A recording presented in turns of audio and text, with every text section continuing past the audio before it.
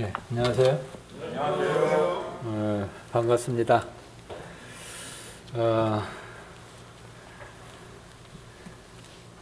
벌써 12월 둘째 주입니다. 또 한 해가 다 지나갔죠.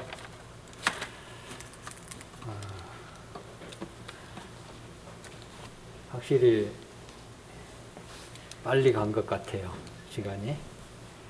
엊그저께 시작한 지가 엊그제 같은데 벌써 연말이 됐네요. 이 코로나 때문에 참 여러 가지로 마음이 좀 그렇죠. 함께 이렇게 모여서 예배 드리고 또 교제하고 나누는 것이 참 지역교회의 가장 아름답고 귀한 부분인데, 이 적은 공간에서도 여기서 모이고 저기서 모이고 참 그런 것이 좀 그렇습니다. 어쨌든 코로나라는 질병이 참 어려운 것 같아요. 그래서 우리에게 참 필요한 것이 담대함이 필요하지 않는가, 그런 생각을 늘상 가져봅니다. 좀 1000명이 넘었다고 그러네요. 거의? 맞나요? 네, 엄청나죠? 늘상 새로운 곳에 이제 일을 하고 갈 확률이 엄청 큰데, 새로운 곳에 일할 때마다 또 새로운 사람들을 접하게 되고, 또 그냥 만나서 얘기하면 좋은데 어쨌든 같이 일을 하다 보니까 한 식탁에서 반드시 밥을 먹게 되고 그렇습니다.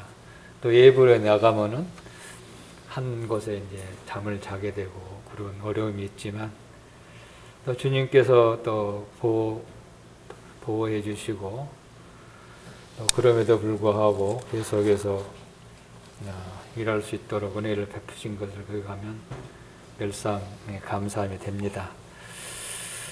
이런 것들이 참 돌이켜보면은 주님께서 특별히 함께 하시고 은혜를 베푸심으로 이 자리에 서 있는 것 같습니다. 전번 지난 시간에 담대함에 대해서 교제를 나눴습니다. 주님께서 세상을 이기셨기 때문에 그 이김이 우리를 담대한 삶으로 이끌어 주시고, 세상을 이기신 주님 앞에 나아갔을 때 그 이김으로 할매금 우리의 삶을 담대하게 해주신 것을 기억을 해봤고요. 또 하나님의 은혜가 지극히 풍성하기 때문에 그 은혜로 말미암아 우리에게 담대함을 누릴 수 있는 부분을 함께 나누었던 것을 기억하실 것입니다. 오늘 또 동일하게 이제 담대하는 부분에서 함께 교제를 나누게 될 텐데요. 에베소서 3장 12절을 보겠습니다. 마스크 벗을까요? 네.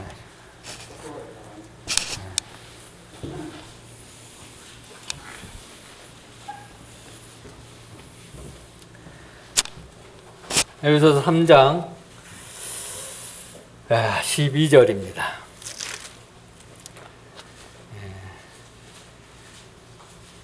내용은 1절부터 함께 조금 보겠습니다만 12절만 함께 일단 한 목소리로 한번 읽어보도록 하겠습니다. 시작. 우리가 그 안에서 그를 믿음으로 말미암아 담대함과 확신을 가지고 하나님께 나아감을 얻느니라.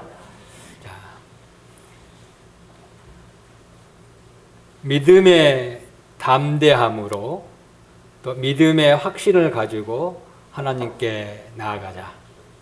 믿음으로 말미암아 우리는 담대함을 얻을 수가 있습니다. 오늘 주제가 그겁니다. 잘 아시는 대로 지금 우리 수요일 날 계속 에베소서를 함께 공부하면서 하나님의 놀라운 비밀을 다시금 더듬어 보고 또 깨닫게 되고 또 새로운 것들로 우리가 채울 때 우리의 삶에 큰 위로가 되고 그 놀라운 일들 앞에서 하나님 앞에 참 경의를 표하는 그런 부분을 갖고 있습니다. 3장에서는 그 비밀이 교회인 것을 밝히 드러내시고 하나님께서 교회를 비밀 가운데 있던 것을 드러내시고 세우시고 그런 목적이 무엇인가를 3장에서 세 가지로 얘기해 주고 있는데 물론 다른 부분도 있지만 세 가지를 우리에게 말씀해 주고 있는데요.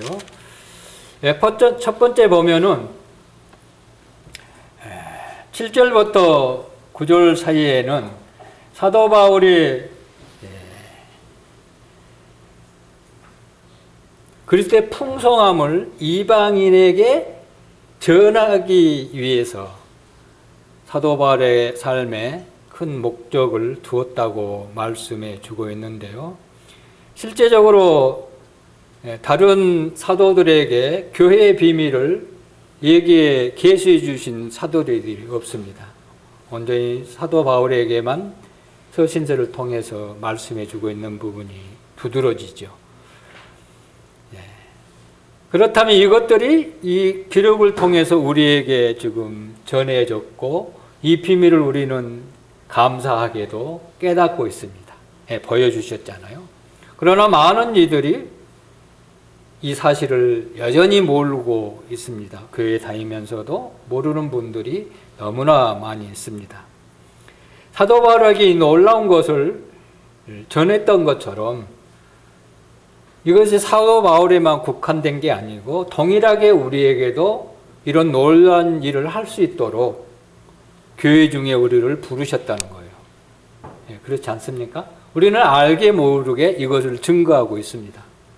내가 부인한다 할지라도 실제적으로 교회를 얘기하면 이미 그들에게 이것을 하나님의 계시를 나를 통해서 다른 사람들에게 계시하고 있는 이 놀라운 일들을 이 목적을 우리로 말미암아 성취하도록 하나님께서 부르셨다는 교회를 세우셨다는 거예요. 두 번째로 보면은요.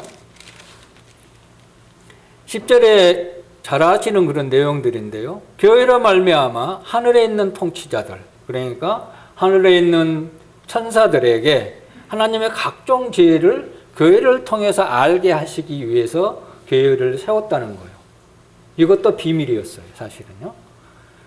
근데 이것이 이제 11절에 얘기한 대로 영원부터 우리 주 그리스도 예수 안에서 예정하신 뜻대로 하신다는 거예요. 주님이 아니면 이 모든 것을 결코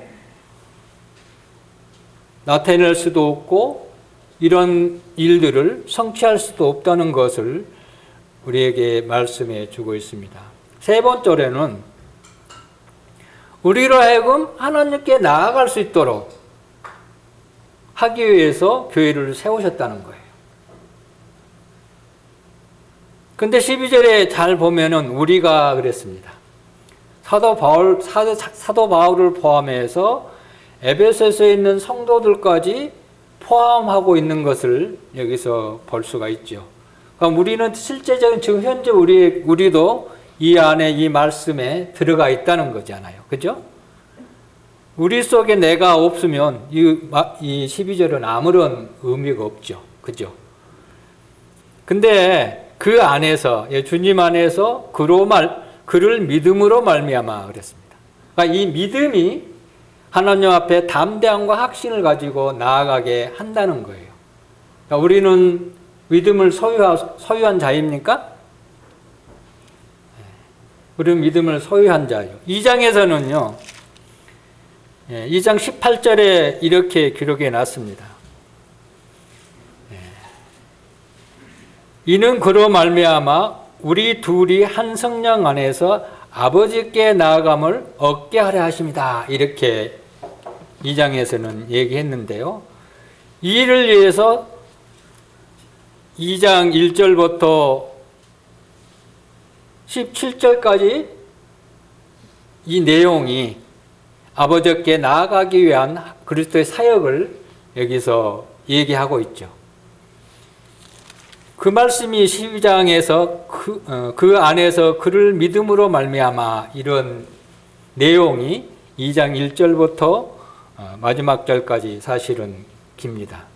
그래서 주님께서 이런 놀라운 일들을 우리에게 알게 하셨고 허락하셨다는 사실을 기억하게 되는데, 우리 모든 믿는 성도들은요, 언제든지 예수 그리스도로 말미암아 그리스도를 믿음으로 담대함과 확신을 가지고 하나님께 나아감을 얻게 하셨다는 이 놀라운 사실 앞에 우리는 어떤 마음을 가지고 있는지 모르겠습니다.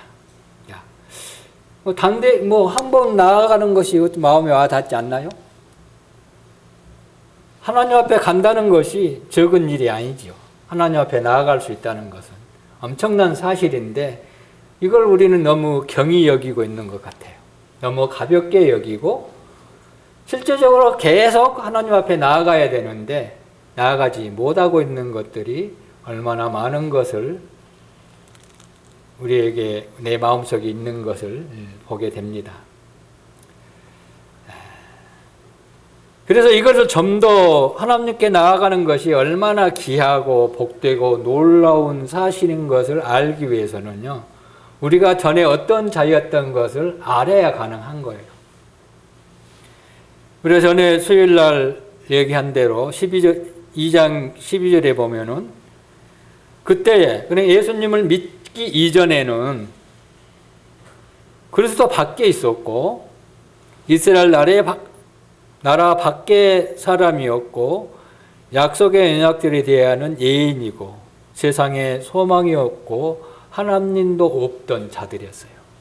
다시 얘기하면 하나님이라는 그 분을 전혀 신경도 안 쓰고 무덤덤하고 없는 것처럼 행동했던 아주 영원한 그런 지옥의 형벌에 받아야 할 마땅한 자들이었죠. 하나님 앞에 결코 갈 수 없었어요.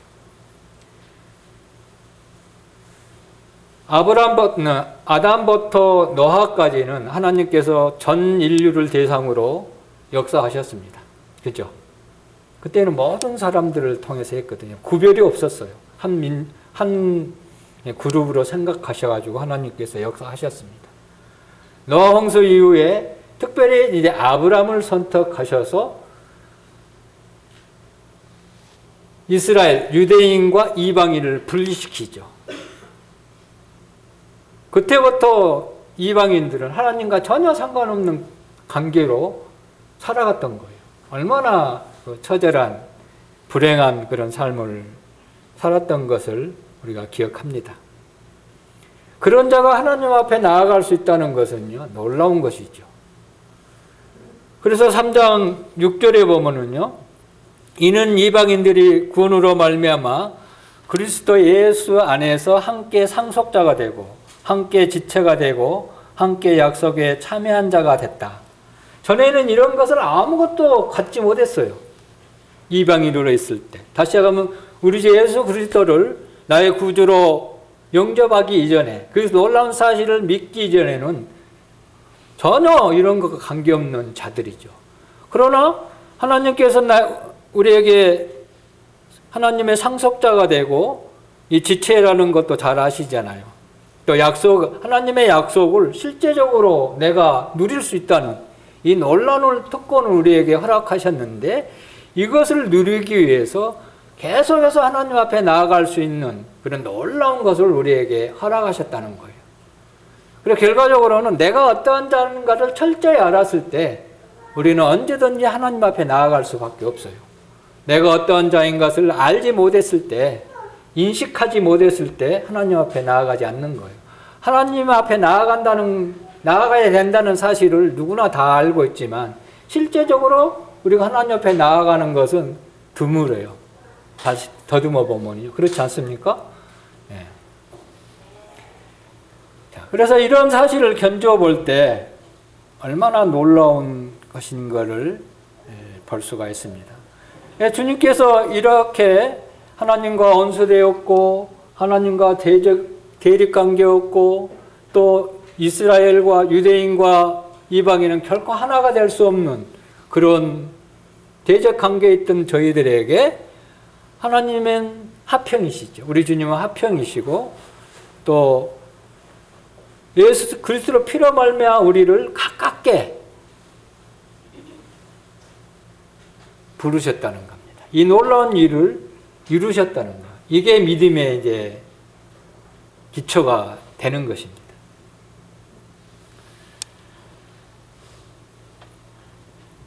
자, 3장 이제 본문에 넘어가서 보면은요. 그를 믿음으로 말미암아 담대함과 확신을 가지고 하나님께 나아감을 얻는다 그랬겠습니다.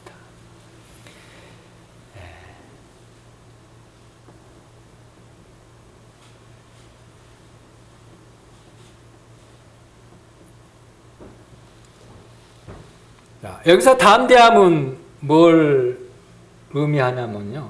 이 단어는 헬라어로 파르레시아 이런 두 가지 합성어인데요. 모든 말을 할 수 있는 자유 그런 의미래요. 문자적 그대로는. 그러나 여기나 이제 여기 앞뒤 문맥으로 이제 생각해 본다면 우리는 전에 죄로 말미암아 하나님과 단절된 관계였잖아요. 결코 하나님과 갈 수 없는 그런 관계에 있었습니다. 결코 하나님 옆에 나아갈 수 없는 자들이었죠. 그러나 우리 주 예수 그리스도로 말미암아 이 단절된 관계가 어떻게 됐나요? 회복됐잖아요. 회복됐어요. 그 회복으로 말미암아 하나님께 가까이 나아갈 수 있는 놀라운 은혜를 얻게 됐는데 그 결과로 우리는 하나님 앞에 언제든지 담대함으로 나아갈 수 있고 언제든지 자유롭게 내 필요를 구할 수 있는 그런 담대함을 우리에게 허락하셨다는 거예요. 그래서 우리가 늘상 담대함으로 하나님 앞에 나아가서 기도하잖아요. 그런 의미가 있는 겁니다.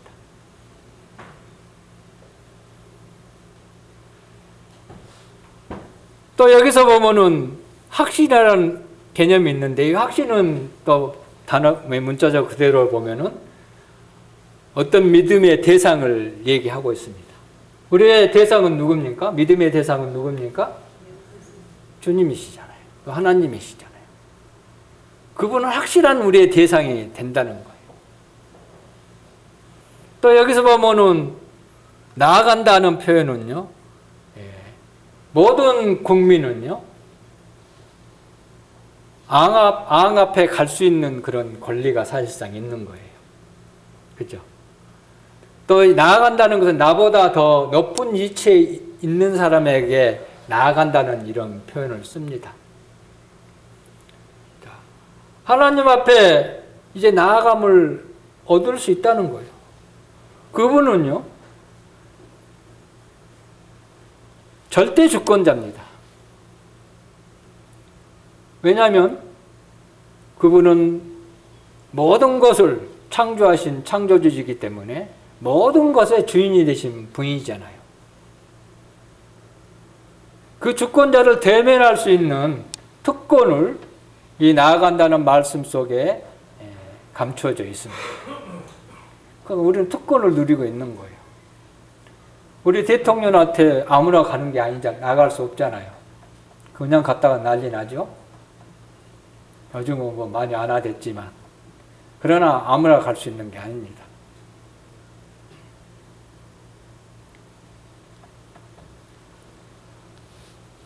우리는 전에는 지극히 높으신 광대하신 하나님 앞에 주권자 되신 그분 앞에 결코 나아갈 수 없었어요.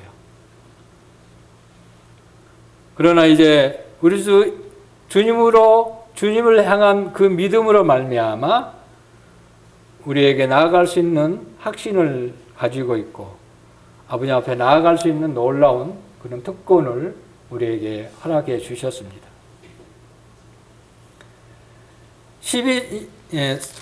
2장 18절에는 하나님이라는 표현을 쓰지 않습니다.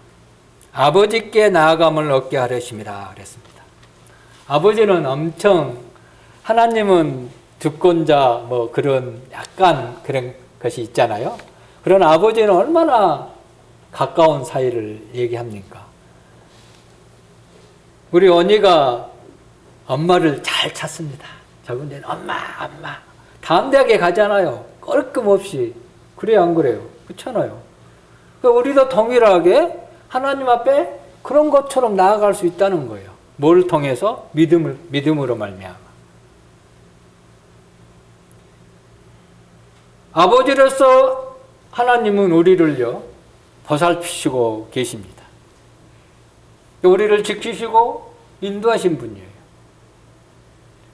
모든 필요를 채우시는 아버지 앞에 우리는 나아갈 수 있던 이 놀라운 특권을 가지고 있는 자녀들이라는 거예요. 근데 이 놀라운 것을 우리에게 허락하셨고 현재 우리가 이 얻느니라 이것은 하나의 소유의 개념인데 소유하고 있다는 거예요. 그러면 이런 특권을 누리고 계시나요? 얼만큼 하루에 하나님 앞에 나아가고 있는 건지 우리는 더듬어 봐야 돼요. 이건 놀라운 건데 누리지 못하는 거예요.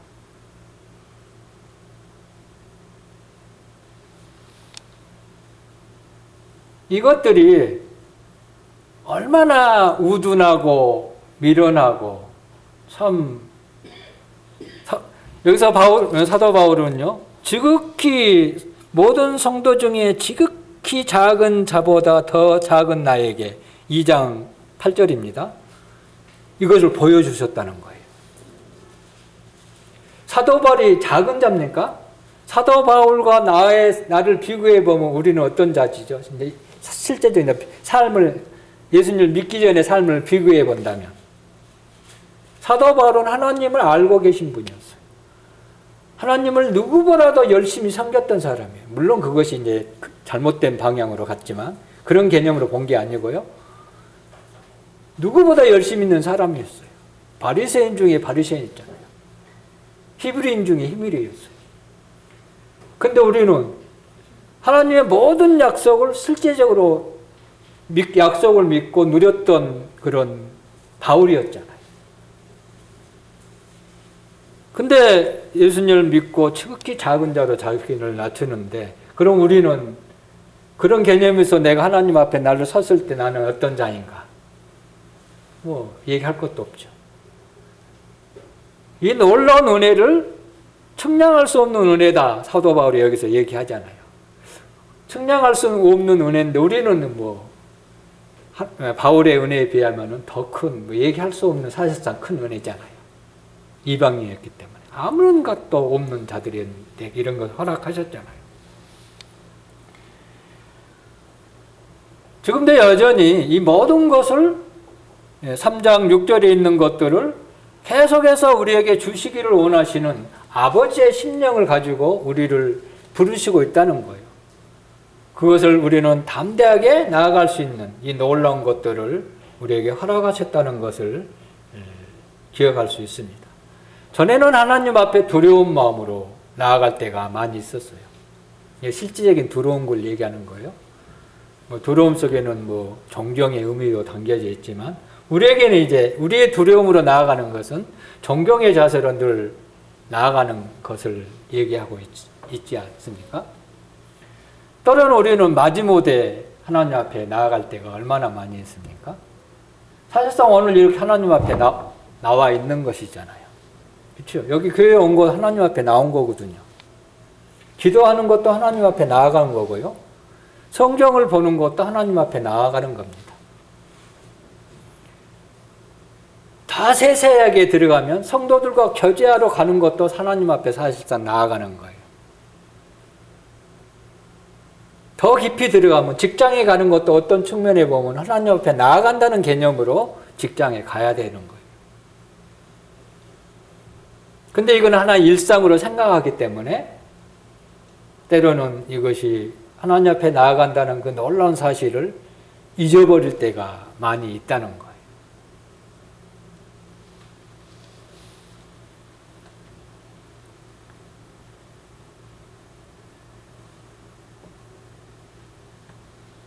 그래서 우리는 언제든지 하나님 앞에 나아가서 담대하게 우리 필요를 말할 수 있는 자유가 있습니다. 우리 애들이 그러잖아요. 엄마 아빠한테 나아갈 때 뭘 따집니까? 무조건 가서 얘기해버려요. 이런 담대함을 얘기하는 겁니다. 막 얘기를 해요. 엄청나게 거짓 피면서 얘기합니다. 엄마 아빠는 안 된다 안 된다 이다 끝까지 거짓 필 때가 있잖아요. 이게 자유거든요. 이게 담대함 때문에 그렇게 하는 거예요. 그의 마음속에는 확신이 있기 때문에 그것을 얘기하는 거예요. 사실은요. 부모에 대한 확신이 있기 때문에. 또 그런 확신이 있기 때문에 엄마 아빠한테 가는 거예요. 계속 어려움이 있을 때. 그래서 우리는 어떤 의미에 보면은 어린애 같은 마음을 늘 하나님 앞에 품고 있어야 돼요.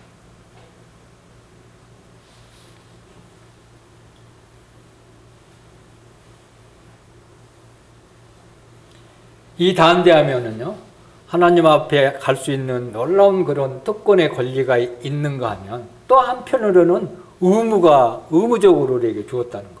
의무라는 개념을 또 우리가 소유하고 있어야 돼요. 그냥 가고 싶으면 가고 가기 싫으면 안 가는 게 아니고요. 가야 된다는 거예요. 왜? 의무적으로. 왜냐하면 하나님께서 교회를 세우신 목적이 하나님께 나오도록 하기 위했다고 그랬잖아요. 그러니까 나를 하나님께서 교회의 지체로 부르신 것은 하나님께 나오도록 하기 위해서, 부르시기 위해서 우리를 구원해 주셨기 때문에 이건 의무적으로 사실상 가야 되는 거예요. 근데 그러지 못할 때가 많이 있잖아요.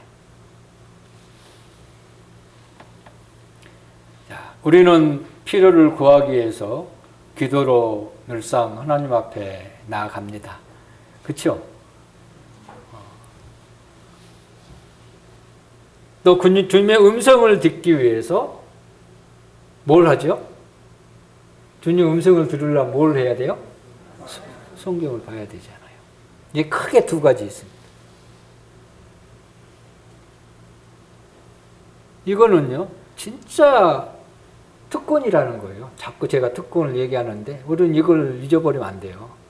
그냥 가는 게 아니에요. 엄청난 이것을 허락하시기 위해서 독생하신 주님을 우리를 위해서 희생시키셨잖아요. 하나님께서. 이 희생을 통해서 이 놀라운 특권이, 권리가 우리에게 주어졌다는 것을 잊어버려서는 안 된다는 거예요. 이걸 잊어버리기 때문에 자꾸 하나님 앞에 나아가는 것을 꺼려하고 있습니다. 자, 그래서 우리는 하나님 앞에 계속 담대하게 나아가야 되는데요. 자, 히브리서 10장을 보겠습니다.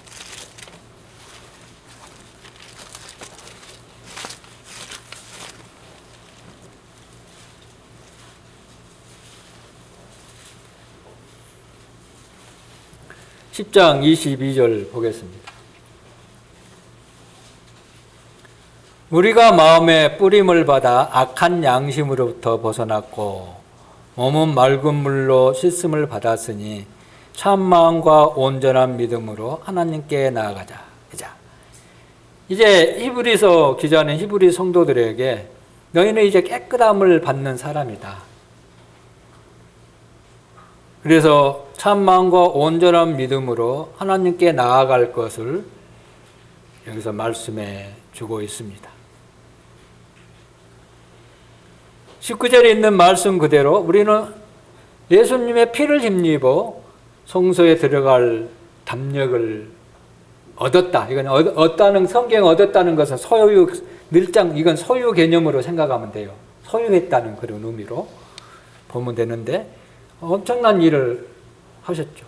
성소에는 구약에 아무나 들어갈 수 있었나요? 여기 성소는 지성소를 의미하고 있는데요. 아무나 못 들어갔어요.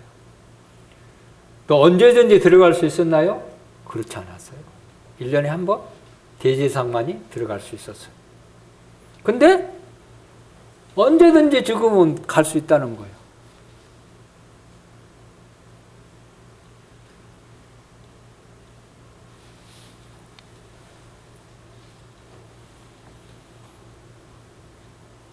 자, 이제 믿음이 이제 대두되는데요. 그럼 이 믿음이 하나님께 나아가게 하는데 사실상 이 믿음이 우리의 삶을 변화시킵니다. 이 믿음이 없이는 우리 삶은 결코 변화될 수가 없어요. 히브리서 11장은 잘 아시는데도 선진들, 믿음의 선진들의 그런 장입니다. 많은 믿음의 선진들이 기록되어 있는데 이들이 어떻게 이런 삶을 살 수 있었을까 궁금하지 않으세요? 물론 믿음으로 그랬다고 그랬죠. 그들이 소유하고 있는 믿음이 도대체 뭐였을까? 우리도 동일한 믿음을 소유하고 있죠. 사실상 믿음의 선진들을 가지고 있는 믿음보다요, 우리가 소유하고 있는 믿음이 훨씬 놀라운 거예요. 왜냐하면 믿음의 선진들은 이루어지지 않는 것들을 봤거든요. 성취되지 않는 것을 바라봤잖아요.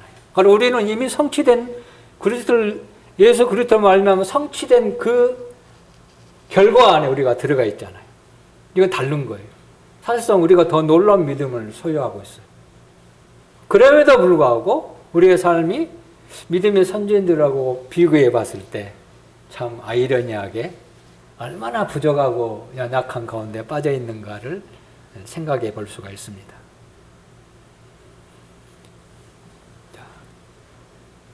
믿음의 선진들의 삶을 얘기하기 전에 11장 1절에 믿음은 바라는 것들의 실상이요 보이지 않는 것들의 증거다, 이렇게 얘기해 놓고 있습니다. 이 말씀은요, 믿음의 선진들이 이 말씀을 신뢰했다는 거예요. 이러한 믿음을 가지고 있었다는 거예요. 아브라함은 약속의 땅을 약속받았을 때 알고 갔습니까? 보이지 않지, 모르고 나아갔잖아요. 이게 실제적으로 그것이 자기에게 주어진 걸로 믿고 가나안 땅으로 갔던 거예요. 자기가 소유한 것처럼. 이 믿음이 아브라함으로 하여금 우르를 떠나 가나안 땅으로 가게 하셨다는 거예요.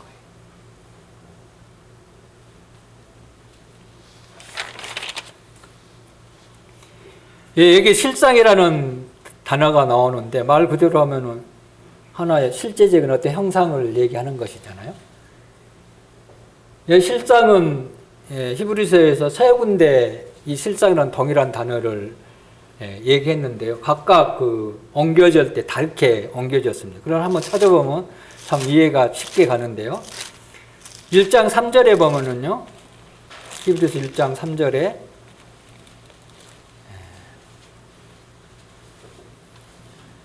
이는 하나님의 형상의 광채시여 그의 본체의 형상이라. 이 본체를, 이 실상이란 단어가 동일한 단어입니다. 헬라어로. 좀 이해가 가시나요? 본체. 실제적으로 원래 예수님은 하나님 본체 안에 계셨던 분이에요. 본체를 하나님과 동일하신 분이라는 뜻이잖아요. 그런 것처럼 이 실상은 실제적으로 보이지 않는 것을 실제적으로 있는 것처럼 생각하는 거예요. 소유하는 것처럼. 또 3장 14절에 보면은요, 우리가 시작할 때 확실한 것, 이 확신, 이것을 동일한 이 실상이라는 단어를 이 확신이라고 공겨놨습니다. 확실한 거라. 믿음은.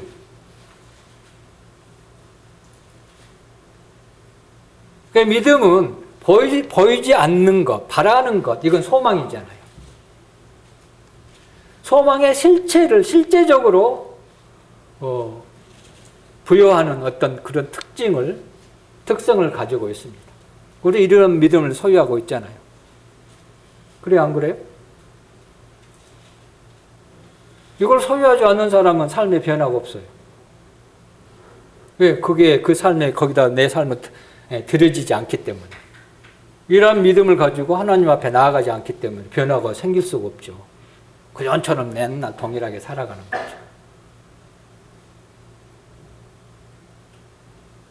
많은 사람들이 실제적으로 앞에 있는 것을 기대하며 살아가, 기대가 없는 삶은 죽어 있어요, 사람이. 그잖아요. 뭔가 기대하면서 살아가잖아요. 알게 모르게. 다 앞에 것을 바라보고 기대하면서 살아갑니다.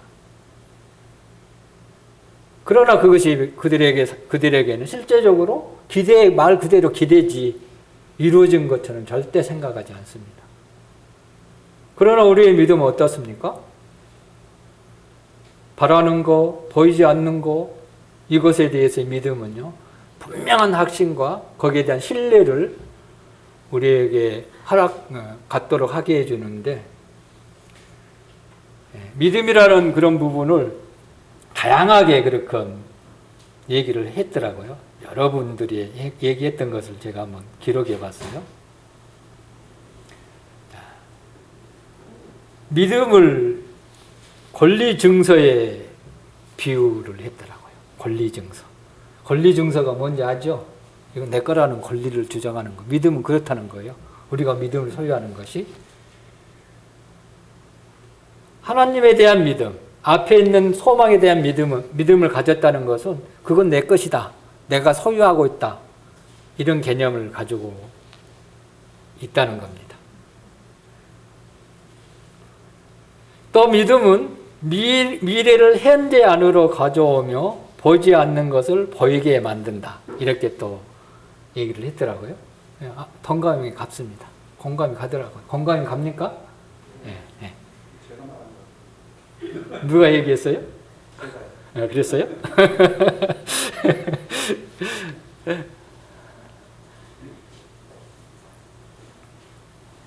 또 다비는 이렇게 얘기를 했어요. 믿음은 바라는 것들을 실체화하는 것이다. 이렇게 또 얘기를 했더라고요. 이것도 아멘이 되죠. 그렇죠. 네. 근데 우리는 또 이렇게 경신이라는 게 있는데, 이 믿음이라는 것을 이용해 가지고 무조건 하나님 앞에서 믿기만 하면은 이루어진다는 그런 그릇된 개념을 가지고 있어서는 안 된다는 거예요. 믿음은요, 하나님의 말씀에 근거해야 되는 거예요. 하나님의 계시에 근거해야 되고 하나님의 약속에 그 믿음을 구사해야 된다는 거예요. 이게 믿음이에요. 하나님 안에 속해 있지 않는 것은, 그 믿음을 구사하는 것은 하나님께서 기뻐하시지 않는다는 거예요. 하나님께서 우리를 말씀을 통해서 하나님의 계획과 뜻들과 우리를 통해서 이루고자 하는 그런 놀라운 약속들을 알게 해주십니다. 그렇죠? 이게 우리의 믿음의 그 토대가 되어야 된다는 거예요. 이 약속이 실제적으로 우리에게 주어졌다면, 이것을 믿는다면 그건 이미 성취된 거예요. 여기 실상으로 나타나는 거예요. 실제화 되는 거예요. 이러한 믿음을 얘기하고 있는데, 이러한 믿음을 실제적으로 이 믿음의 선진들을 소유했기 때문에 이런 놀라운 삶을, 변화된 삶의 모습을 살았다는 거예요. 많은 사람들이 있었지만 특별히 이런 분들이 그런 믿음을 소유했다는 거예요. 앞에 있는 것들을 실제적으로 내가 소유한 것처럼. 그렇습니다. 우리가 이 세상을 살아가면서 이런 믿음을 가질 때가 많이 있어요, 사실상. 자, 직장에 출근합니다. 월급 타고 그 다음날 딱 출근하면 뭘 바라보고 출근하래요? 한 달 후는 월급 받는다. 그래서 열심히 일하는 것은 이미 내가 월급을 받는 거예요. 그런 개념이거든요. 미리서 갖다 땡겨놓는 거예요. 어디 시험 봐서 합격을 딱 했어요. 그러면 그 회사에서 필요한 것들을 하기 위해서 뭘 하나요? 부지런히 준비하잖아요. 실제적으로 거가 있는 것처럼 준비합니다. 그래요, 안 그래요? 이게 믿음의 실상이라는 거예요.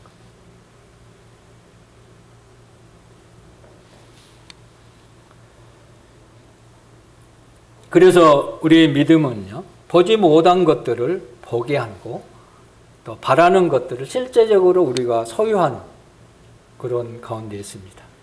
우리는 알게 모르게 다 이런 믿음을 소유하고 있지요. 그래서 믿음의 선전, 이런 믿음을 가지고 늘 하나님 앞에 나아갔어요.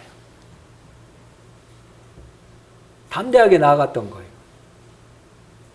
그래서 그 믿음이 이 믿음의 선진들의 삶을 놀랍게 변화시켜주고 그 믿음이 우리에게 실제적으로 죽음 증거를 통해서 계속 선포하고 있는 거예요. 이 믿음은 죽어 있잖아요. 지금 계속 우리한테 증거하고 있잖아요. 보여주고 있잖아요.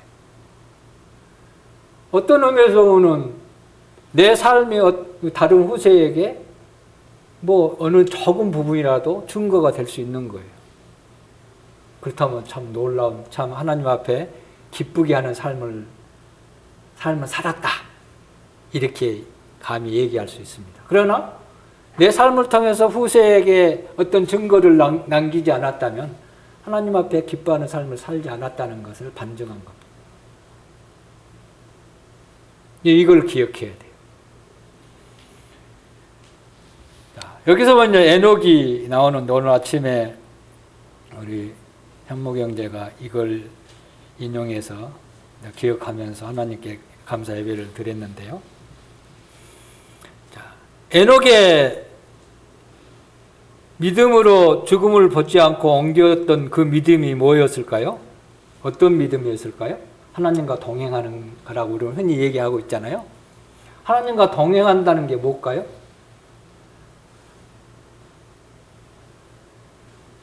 네, 6절에 기록되어 있습니다.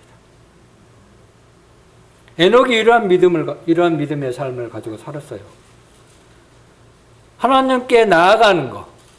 하나님께 나아갈 때 에녹이 하나님의 계신 것을 믿었다는 거예요. 살아계신다는 걸 믿었다는 거예요.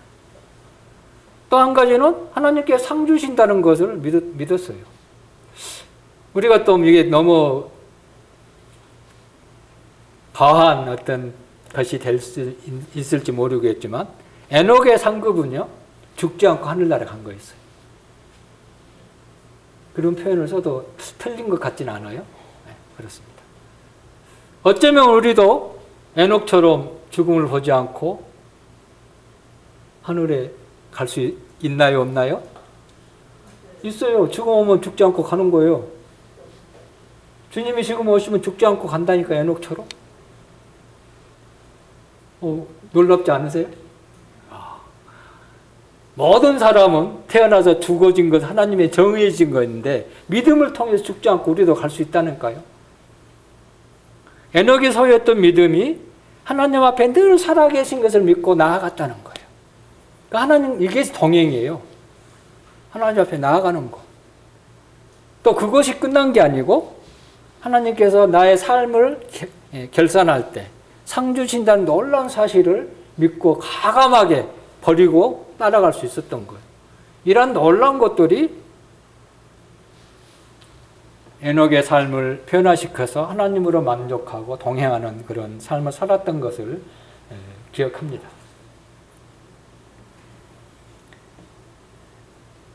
그래서 우리는요, 하나님께서 살아계시다는 사실을 믿고 믿어야 합니다. 근데 믿는다는 것이 이거 안 믿는 사람은 어디 있습니까? 근데 실제적으로 살아있는 하나님 앞에 나아가냐, 이게 중요한 거죠. 실제가 중요한 거예요. 그걸 믿는다 하면서도 실제적으로 살아있는 하나님이라고 생각하지 않을 때가 얼마나 많이 있어요? 내 마음대로 해버리잖아요. 내 마음대로 사는 것은 하나님이 살아계심을 사실상 부인한 거거든요.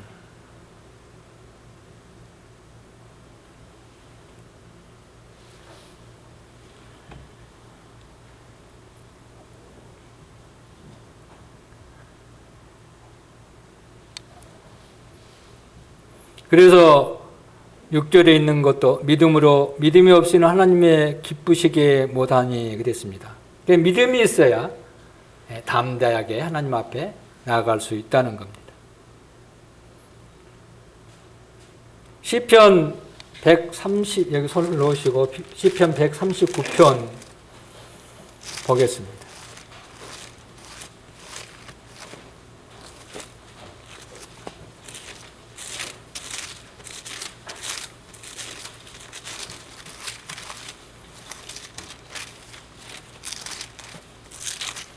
이것도 엄청 익히 잘하는 시편입니다. 1절부터 6절까지 읽도록 하겠습니다. 여호와여 주께서 나를 살펴보셨으므로 나를 아시나이다.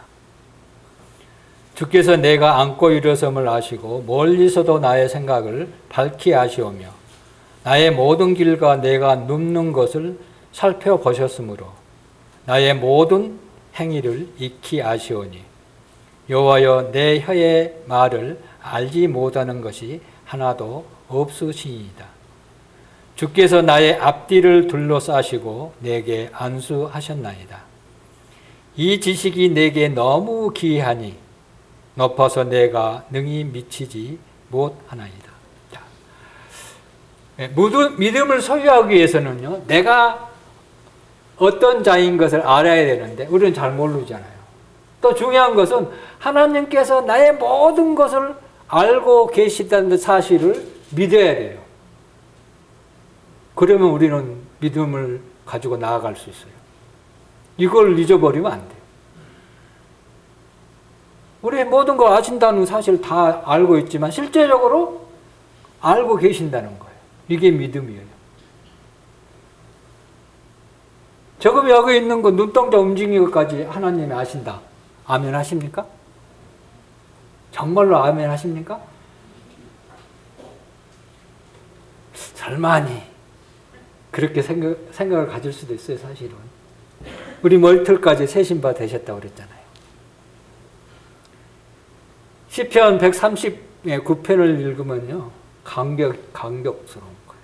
나 같은 자를 어떻게 이렇게 다 아시고, 이 아신 걸 끝난 게 아니고 이걸 다 보충해 주니, 이것을 아신 하나님께서 모든 것을 지원을 아끼지 않고 다 그 부족한 부분을 해 주신다는 그런 의미가 사실상 담겨 있거든요.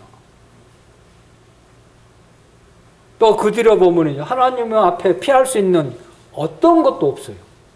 결코 피하지 못하잖아요. 내가 새벽을 남을 치며 끝에 거할지라도 주님은 거기 계신다고 그랬죠. 편지하신 분이기 때문에 결코 하나님의 시선을 피할 수가 없어요. 그런 하나님을 인식한다면 우리가 삶 속에서 하나님을 피해갈 수 있겠습니까? 없겠습니까? 결코 피해갈 수 없죠.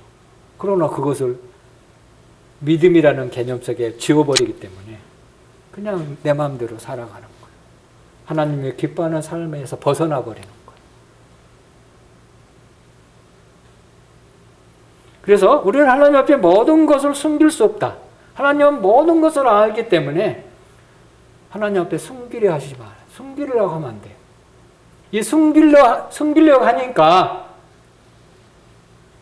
하나님 앞에 담대하게 나아갈 수 없는 거예요. 아담이 그랬잖아요. 죄를 범하고 숨었잖아요. 전에는 언제든지 하나님 앞에 갔거든요. 그래서 안 그랬어요. 숨었잖아요. 숨기려고 하니까. 숨으려고 숨었잖아요, 사실은. 우리의 삶을 숨기려고 하지 마세요. 하나님 다 알고 계신다니까요. 있는 그대로 하나님 앞에 나아가면 되는 거예요. 왜? 내가 너를 가장 잘 알기 때문에. 우리 마음을 지으신 분 하나님이시고 모든 것을 잃게 하신 분인데, 그런 자들을 위해서 하나님께서 독생자를 주셨잖아요. 그런 자들이기 때문에. 그렇다면 믿음으로 우리는 언제든지 담대 앞에 나아갈 수 있는 그런 놀라운 것을 우리에게 허락하신 하나님 앞에 나아갈 수밖에 없다는 거예요. 이게 11장에 나온 믿음의 선진들이 그렇게 살았다는 거예요.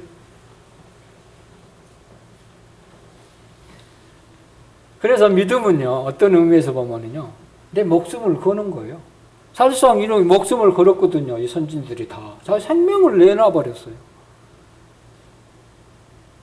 근데 실제적으로 그 생명을 잃었습니까? 놀라운 이 믿음의 전장에 기록되어 버리잖아요.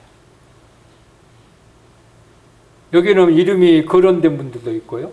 이름이 없는 또 무명의 사람들도 있잖아요. 내돈께 하면은 가장 먼저 다른 교회에서 내돈교회 하면 누가 가장 먼저 기억하겠어요? 이현우 형제님이잖아. 그러면 믿음의 전장이 기록될 수 있다. 그러나 나머지 사람은 잘 보이지 않잖아요. 잘 알려지지도 않잖아요. 그 부분이 여기 보이지 않는, 여기 기록된 히브리서 후반부에 기록된 것이 우리예요. 그리고 우리는 뭐 거시기할 필요 없어요. 다 우리에게 하나님은 다 우리의 믿음을 기입하시고 상 주신다는 의미가 있는 겁니다. 그래서 이제 이런 놀라운 소망이 우리에게 있습니다. 그래서 우리는 또한 소망으로 말미암아 담대할 수 있는 거예요. 자, 농부가 씨를 뿌립니다. 그죠? 봄이 되면 늘상 뿌리를, 요즘은 뭐 그런 개념이 없어졌지만, 옛날에 농부들은 봄에 씨를 뿌리고 가을에 얻어서 겨울에는 안식을 취했습니다. 그쵸? 옛날에는 그랬죠. 지금은 그게 사계절이 없잖아요. 그렇게 바삐 사는데. 어쨌든 간에 농부가 하는 모든 수고는 그 씨 뿌리는 그런 결실을 이미 얻은 것처럼 생각하기 때문에 씨를 뿌려요. 또 그것을 바라보기 때문에 그것을 재배하기 위해서 엄청난 수고를 감내하면서 그 일을 하잖아요. 그래요, 안 그래요? 그렇죠? 이게 믿음이에요. 이게 믿음의 실상이고요. 사실은. 금방 우리 주변에 둘러보면 그런 것들이 많이 있거든요. 우리의 소망은 여러 가지 소망이 있지만, 여기에 이제 모세가, 시간이 없기 때문에 11장 26절을 한번 보겠습니다. 그리스도를 위하여 받는 수모를 애굽의 모든 보다 더 큰 재물로 여겼으니 이는 상 주심을 바라봄이라. 바울이요, 애굽의 모든 것을 포기하고, 모세가 모든 것을 포기했던 이유 중에 하나가 이 상 주심을 바라봤기 때문에, 이게 소망이에요. 그래서 담대한 그런 삶을 살았어요. 담대하게 버릴 수 있었어요. 이 상은 지금 당장 눈앞에 있습니까? 아니죠. 멀리 있는 거예요.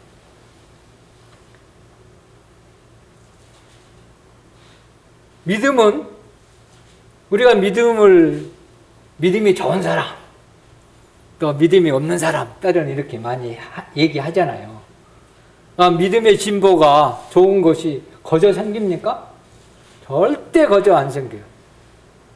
믿음을 가지고 삶을 사는 사람은요, 반드시 어떤 의미에서 보면요, 자기 희생이 필요해요. 희생 없이는 믿음을 소유할 수가 없어요. 주님도 우리에게 믿음을 주기 위해서 자기 모든 것을 희생했잖아요. 주님이 희생이 없으면 우리는 주님을 믿을 수가 없어요. 그래요, 안 그래요? 그렇잖아요. 십자가에 죽으신 것은 자기 모든 것을 희생한 거잖아요.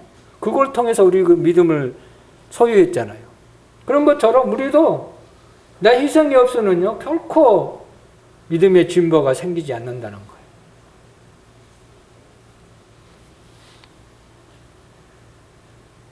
거예요. 모세는 앞에 있는 부르심의 상을 위해서 앞에 있는 것을 바라보고 막 모든 것을 포기하고 갔던 것을 볼 수가 있습니다. 빌립보서 3장에 보면 이제 사도 바울의 삶에서도 동일한 그런 것을 보게 되는데요.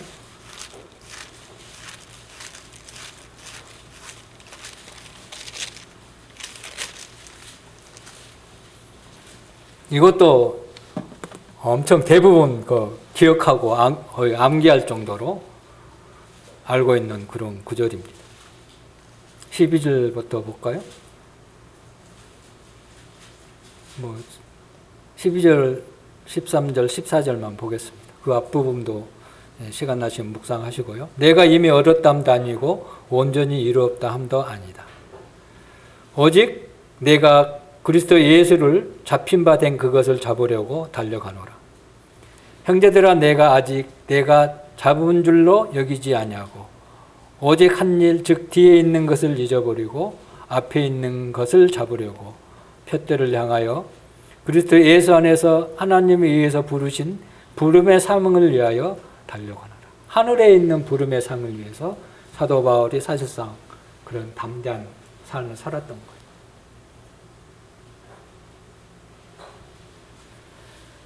우리는 코앞에 있는 것만 잡으려고 연연합니다. 그래 안 그래요? 사실상 믿음은요, 멀리 있는 것을 바라봐야 돼요. 멀리 있는 것을 바라보지 못하는 것은 믿음이 아니에요. 앞에 있는 것만 가지고 연연하니까 맨날 실패하는 거예요. 맨날 실패해요. 사실상 우리 내동교회는 코로나가 많은 교회들이 모이지 않는 것이 많이 있습니다. 그러나 그러지 않고 계속 모였죠. 그죠? 이건 어떤 의미에서 보면 믿음을 구사하고 있는 거예요. 이건 갱신, 맹신이란 개념이 아니고요. 실제적으로 하나님을 바라보고 나오는 거잖아요. 물론 그렇지 못한 분에 대해서는 뭐 판단하거나 그런 의미로 한 건 아니고요. 어쨌든 놀라운 그런 우리는 믿음을 소유하고 있습니다. 멀린 것을 바라보기 때문에 그렇습니다. 사도 바울이 앞에 있는 것을 잡으려고 뒤에 있는 것을 과감하게 버렸습니다.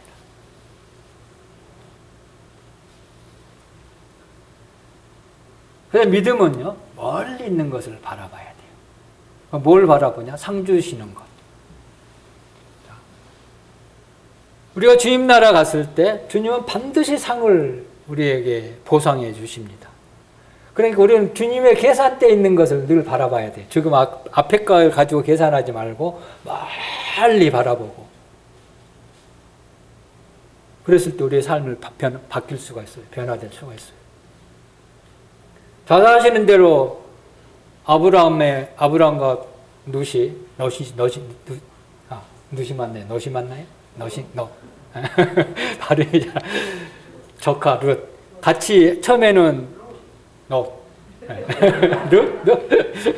어쨌든 조카가 처음에는 동행을 했잖아요. 그랬잖아요.